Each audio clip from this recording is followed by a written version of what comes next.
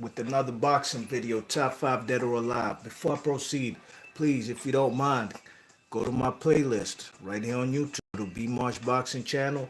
Check out my playlist where I do top 5 dead or alive. This is where I cover the 5 greatest fighters in every single weight class, from heavyweight all the way down to strawweight. You know what I mean? The top 5, you know what I mean? And today, we're at the light welterweights, okay? Super lightweights, 140 pounds to be exact. And let's get into it, you know what I mean? And number five, I got none other than Barney Ross. And before I proceed, I'm gonna tell you like this, this one I ain't gonna lie was pretty easy to do, you know what I'm saying, except for the fifth spot, you know what I mean? The fifth spot is where it gets a little dicey. Who should I omit? Who's not gonna make the cut? And there were numerous fighters that I thought should possibly could make 5 dead or alive, but I had to narrow it down to the man Barney Ross. You know what I mean? Great fight out of New York City. A guy who was a Jew, who inspired a lot of Jews worldwide. You know what I mean? Especially in New York City. He was fighting in the Great Depression era in the 30s, where America was going through turmoil with Hitler and stuff. With the Nazi regime over there in Germany, and this guy was an inspiration to plenty of Jews because he was a tough fighter, a strong guy who's beating opponents, and he inspired a lot of youth and a lot of Jews nationwide. You know what I mean? And he fought in the 30s, and he's one of the first Triple Crown winners we've had in boxing, meaning a champion in 3 different weight classes. You know what I mean? Along with Henry Armstrong. You know what I'm saying? So, gotta give props to the man Barney Ross. You know what I mean? 72 wins, 4 losses, 22 KOs. Record is not too shabby. You know what I'm saying? The man has never lost a fight ever at light welterweight. You know what I'm saying? That's why I rate him up there as one of the greatest light welterweights of all time. You know what I mean? A guy who beat guys like Tony Canzoneri for his. As a matter of fact, he became a two-time champion in his when he fought Tony Canzoneri. He took 2 titles off the man Tony Canzoneri, lightweight and light welterweight. You know what I mean? You check it. That was a tremendous feat in 1933. You know what I'm saying? He beat Jimmy McLaren, a man from England, you know what I mean, to win the welterweight championship. And he had 3 titles at the same damn time, you know what I mean? Just like Henry Armstrong. Um, but one thing for sure, 2 things for certain. This guy was him, Jimmy McLaren, and Tony Canzoneri were fighters as popular in the 30s, just as popular as Duran, Leonard, Hagler, and Hearns were in the 80s. You know what I mean? They were basically the fearsome 3 of their era. You know what I'm saying? Great fighters, Tony Canzoneri, Jimmy McLaren, and the man Barney Ross. You know what I'm saying? Um, you know, uh, the man fought numerous fighters at light welterweight. You know what I'm saying? Like I said, he beat Tony Canzoneri, you know what I'm saying? And he had that title for many years. Then he came back. He's been a 2-time welterweight champion. But the fact that the man never lost, and while still campaigning in these different weight classes, and he had some losses at welterweight, you know what I mean? Beat Jimmy McLaren, then lost to Jimmy McLaren, you know what I'm saying? He also lost to the man Henry Armstrong at the very end of his career, Homicide Hank. But he was past his prime at that time, you know what I mean, to be honest. And Henry Armstrong was just making his bones. So I gotta rate the man Barney Ross, you know what I mean? I just don't cover modern fighters in the as far as top 5 great dead or alive, you know what I mean? At least there's some film of guys like this guy, Barney Ross, you know what I mean? That's why I rate him up there. Top 5 dead or alive. I think he makes the cut, you know what I'm saying? Has victories over Tony Canzoneri and the likes, you know what I mean? So he definitely makes the cut. Top 5 dead or alive, you heard?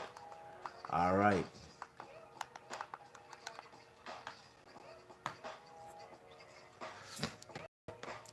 Number 4, top 5 dead or alive, man. We have one of the best light welterweights of all time. A man out of one of the greatest fighters to come out of South America, you know what I mean? You check it. Great fighter, man. None other than Kid Pambale. Yeah. Antonio Cervantes, you know what I mean?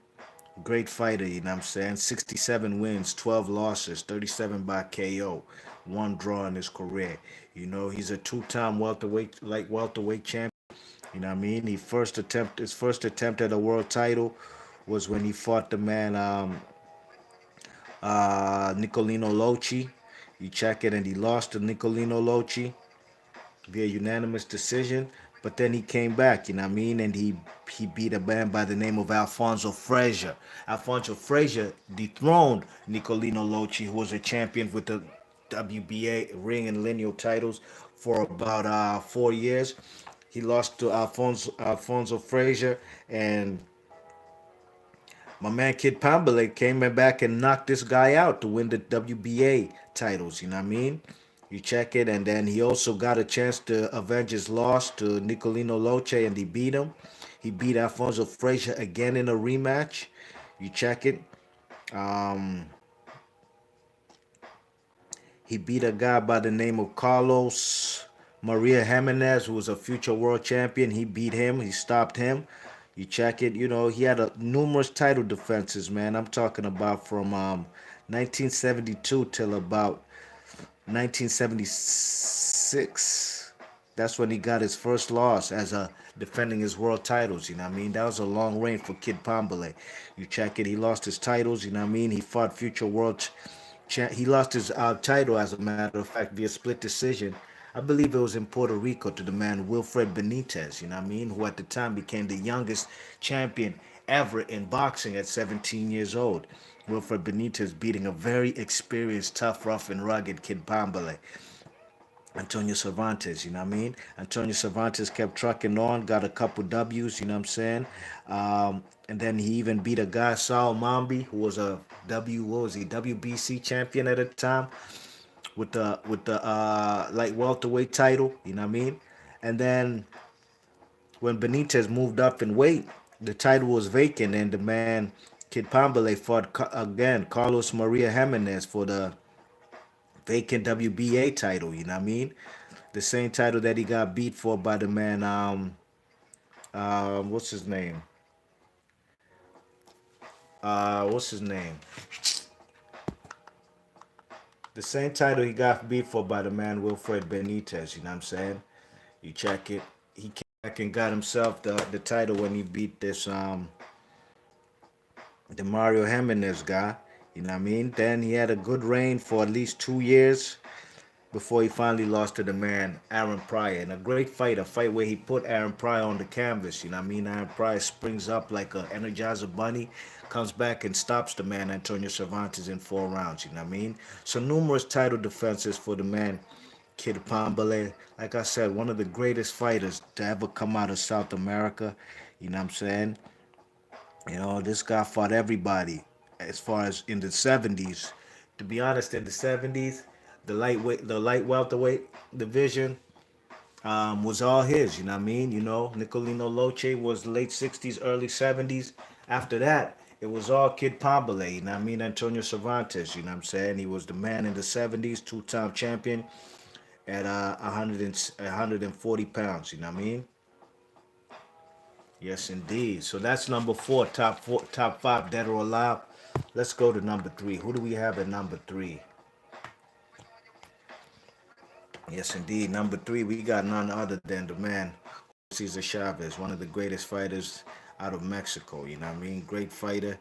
You know, was a number one pound for pound for many years, like 1990, 91, 92, up until 93 when we got the draw versus Pernell Whitaker, which he really lost. That's when he moved off, and Pernell Whitaker was now solidified as the number one pound for pound fighter. You know what I mean? When Pernell Whitaker gave Julio Cesar Chavez a thorough schooling, but that fight wasn't at 140. You know what I'm saying? It was at 147 pounds at welterweight. You know, so this guy Julio Cesar Chavez was a champion at 130 and also at lightweight. You know what I'm saying? But to me, his best weight class where he performed the best was at 140 pounds. You know what I mean? He came into the division, you know what I'm saying, after unifying the lightweight titles. He came up and stopped the man Roger Mayweather, rest in peace. He stopped him in 10 rounds, you know what I mean? You check it, you know, shoot Cesar Chavez, you know his resume, you know his record, you know, after he gets Big wins in USA. He goes back down to Mexico and fights them little 10 rounders. You know what I'm saying? Tune-up fights, just stay busy fights, you know what I mean? So after he beat the man Roger Mayweather at a couple tune-up fights, then he got a unification with the man Meldrick Taylor for the WBC and IBF titles. He stops the man with 2 seconds left. Meldrick Taylor in a great fight, a fight he was losing, but hey man, he was beating up Meldrick Taylor from like round 9 through 12, and that's where he caused severe damage. You know what I mean? Great fight. He fought guys like Hector Camacho at 140 pounds. You know what I mean? He just had numerous title defenses. You know what I mean? He was a very active, stay busy fighter. You know what I'm saying? You check it. You know, he fought Greg Haugen, as a matter of fact, too, in the Azteca Stadium in Mexico City in 1993 in front of 133,000 people. You know what I'm saying? Yeah, that's just how big this guy, Julio Cesar Chavez, was. You know what I'm saying? You check it. Beat Terrence Ali from Guyana. You know what I'm saying? Then he had that loss at 140 pounds to the man Frankie Randall, split decision. Then he came back in the second fight and he won his title back, WBC and lineal light welterweight titles. You know what I'm saying? Gave the man Meldrick Taylor a rematch, beat the heck up out of him. You know what I mean? He beat Tony the Tiger Lopez at 140 pounds. Had a very controversial fight with the Kenyan guy by the name of David Kamal. Go watch that fight. David Kamal arguably should have been world champion that night when he fought the man Julio Cesar Chavez. You know what I mean? So Julio Cesar Chavez, man, great fighter. You know what I mean? Gotta rate the guy. You check it as one of the best, top 5 dead or alive. You know what I mean? 107 wins, 6 losses, 86 wins by knockout. Good gosh almighty. Julio Cesar Chavez at number 3, top 5 dead or alive. Number 2, we got one of my favorite fighters of all time, you know what I mean? Yes, indeed. Great amateur background. One of the greatest amateur fighters, as a matter of fact, of all time. Yeah. Yes, indeed. None other than the man, the Thunder from down under. Something worth fighting for. Something worth fighting for. Man, I used to love when Costumes would come to the ring and that Australian lady singing that song for him, you know what I mean? His own song, you check it? Yeah, a lot of people, man, they sleep on Kostya, you know what I mean? Look, man, Kostya is one of the best fighters we've had in the last for the 2000s, you know what I'm saying? From the I say in the last 25 years, you know what I mean? The guy has only 2 losses, you know what I'm saying? Okay, some may say, look, man, he fought guys like Roger Mayweather, you know what I mean? In his first title defense, he became world champion when he stopped Jake Rodriguez in 6 rounds. You check his snatch that IBF title off of him. He beat Roger Mayweather, you know what I mean? Who was past his prime, no question about it. You know, Floyd Mayweather always wanted to avenge that loss for his uncle, you know what I mean? He beat Jean-Pierre Bergman, you know what I'm saying? A guy from South Africa, you know what I mean? That's a guy that, what's his name fought? Zab Judah, you know what I mean? Um, then he finally lost. He lost in 1997 when he was on the pound for pound list in his first reign as a light welterweight champion. He got knocked off and stopped by Vince Phillips. You know what I mean? Cool Vince Phillips, man. I ain't gonna lie, I was kind of hurt by that, because I'm a fan of Kostya. Always will, always have been, and forever will be. The Thunder from down under. You know what I mean, guys? This guy has amateur wins over guys like what's the guy from Atlanta's name? Rest in peace, Vernon Forrest. You know what I mean? Okay, so my man Kostya, he beat guys like Calvin Grove, knocked him out in 1 round, a former champion at 135 pounds. You know what I mean? He beat Rafael Ruelas, another former champion. Went to a scare versus Diablo Hurtado, got dropped twice, but came back to stop Diablo Hurtado to win the vacant WBC title. Now this is his second reign. I'm sorry, his second reign was when he beat Miguel Angel Gonzalez. You know what I mean? At the time, Miguel Angel Gonzalez, a guy that they tried to say is going to be the next Julio Cesar Chavez, you know what I mean? That man had only 1 loss in his resume. You check it, so that was a good win for the man Kostya, you know what I mean? Kostya had 1 win as loss as well. So did this guy, Miguel Angel Gonzalez, you know what I mean? You check it, then he unified his titles versus the man Shambe Mitchell. At the time, Shambe Mitchell was the number one light welterweight on the planet. Don't get it twisted, man.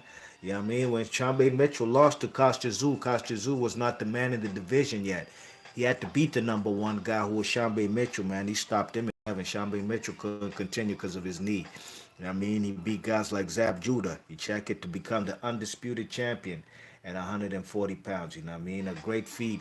You know, we haven't had a. Oh, actually, I'm bugging. We had Terrence Crawford became a unified champion at 140 pounds after. You know what I'm saying? You check it. So since Kostya Tszyu, you know what I mean? You know, he beat guys like Ben Taki. Yeah, you don't know Ben Taki, just go watch Ben Taki versus Robert Garcia. Enough said, you know what I mean? He beat guys like Jesse James Leija, you know what I mean? You know, Shambe Mitchell in the rematch. Then he finally lost to the man Ricky Hatton, you know? After all the injuries and after all the years, hey man, Kostya Tszyu said, man, no mas, man. He don't want no more up there in Manchester. No shame in his game. He retired, went off into the sunset. He didn't fight guys like Floyd Mayweather because at the time Floyd Mayweather wasn't the cash cow. It was basically a high risk, low reward. But the man Ricky Hatton was a high risk, high reward, and that's why he went for that fight. But at the end of the day, the Thunder from Down Under, I forgot actually he beat Julio Cesar Chavez, an old Julio Cesar Chavez. But Julio Cesar Chavez was the man the the 90s at 140.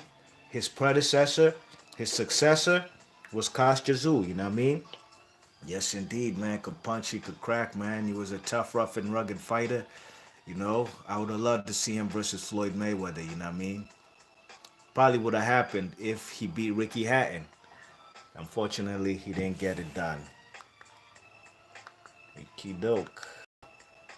And my number one fighter at 140 pounds. What time is it? Hawk time. What time is it? It's Hawk time. Come on, man. Come on, man. How could I not have the great Aaron Pryor at number one? You know what I mean? The guy fought everybody at 140 pounds during his reign. Only guy he didn't fight was Sal Mambi, which was a fight that was supposed to happen. That could make probably for a good video. Fights we didn't get to see. Sal Mambi versus um, Aaron Pryor. You know what I mean? We just gonna talk about what he did at 140. You know what I mean? Beat Antonio Cervantes, knocked him out in Cincinnati in the fourth round. You know what I'm saying? You check it. Fought guys like Alexis Arguello. You know what I mean? You check it. Gary Hinton. You know what I'm saying? You know he was a two-time champion at 140 pounds. WBA, the ring, and the lineal. The ring. No, I don't think he was lineal. Actually, he was a ring champion, ring magazine champion. You check it. You know what I mean? Beat a guy by the name of Gatton Hart. You know what I mean? I think he was a former world champion, if I am mistaken. You know, the 140-pound division wasn't the greatest division that when he was competing there, but he beat everybody in the weight class. You know what I mean? Thoroughly, convincingly. You know what I mean? You know, he was looking for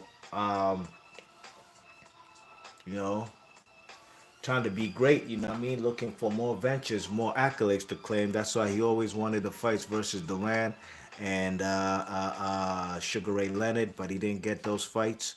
That's for a whole nother video. If you want me to get into it, then I probably will. You know what I'm saying? On a whole different video. But his wins versus Alexis Arguello. Alexis Arguello stepping up from lightweight. And that fight, as a matter of fact, was for the WBA and also the vacant lineal like welterweight title, you know. Great fight. Actually, it was the 1980s fight of the decade. And, you know what I'm saying, Aaron Pryor, man, he was just a tough dude, man. Yeah, I mean, this guy was no joke, man. He was practically unbeatable. 39 wins and only one loss. That one loss to Bobby Joe Young, but he was past his prime. He was under the influence of drugs at the time and, you know, was a great fighter, you know what I mean? You know what I'm saying? Aaron Pryor to me is the greatest lightweight of all, like welterweight of all time. You know what I'm saying? Practically unstoppable.